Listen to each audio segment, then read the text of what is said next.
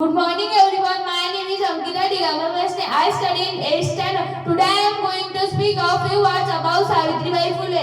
जिच्यामुळे शिकली दीनदुबळ्याची मुले, जिच्यामुळे शिकली दीनदुबळ्याची मुले, ती ज्ञानदाती ती ज्ञानज्योती सावित्रीबाई फुले. ती ज्ञानदाती ती ज्ञानज्योती सावित्रीबाई फुले. नमस्कार. आज म्हणजे सावित्रीबाई फुले जयंती. तर सर्वांना सर्वप्रथम सावित्रीबाई फुले जयंतीच्या हार्दिक हार्दिक शुभेच्छा. आज 3 जानेवारी म्हणजे सावित्रीबाई फुले जयंती. त्यांचा जन्म 3 जानेवारी 1831 मध्ये झाला.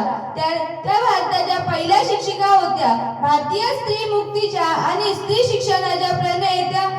सर्वप्रथम मी त्यांना वंदन करते, कारण ज्यांच्यामुळे आज स्त्री सर्व क्षेत्रात अग्रेसर आहे. कदाचित त्या नसत्या तर किती मुली आजही चूल आणि मूल धरून बसल्या असत्या.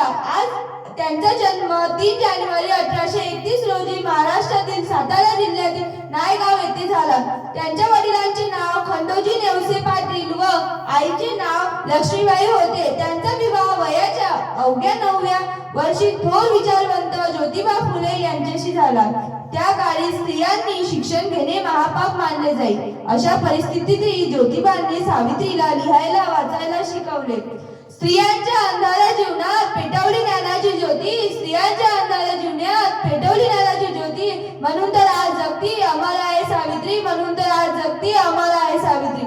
महात्मा फुले व सावित्रीबाईंनी 1848 मध्ये पुण्यात मुलींची पहिली शाळा काढली. शिक्षणाची मुहूर्त भेट रोवली. त्यांच्या त्या क्रांतिकारी निर्णयाला लोकांनी तीव्र विरोध केला.